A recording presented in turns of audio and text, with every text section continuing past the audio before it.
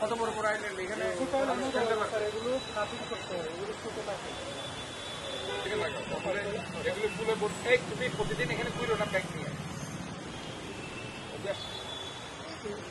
আমরা এখান থেকে এখানে ফুলে ভরাই চুল কাটি 15 দিন পর পর 20 দিন পর পর। তারপরে আমরা ছোট কর্ম করি, আমরা দাঁত ব্রাশ করে প্রত্যেক দিক থেকে কাঠ পাই, অনেক কিছুই পাই। তো আজকে একটা এটা ব্যতিক্রম ধর্মী একটা অনুষ্ঠান এবং আমরা গাছ থেকে পাই অক্সিজেন।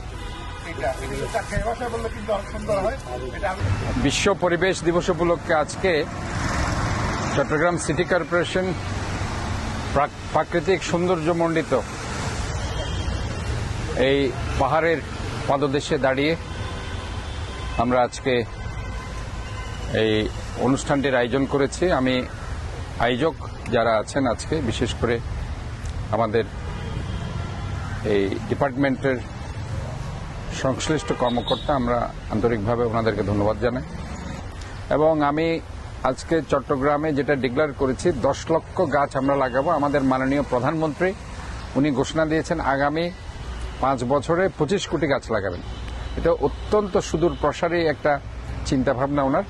আমাদের একটি গ্রিন বাংলাদেশ দরকার, আমাদের একটা গ্রিন সিটি, যেটা আমরা বলেছি একটা clean, green, healthy and safe city.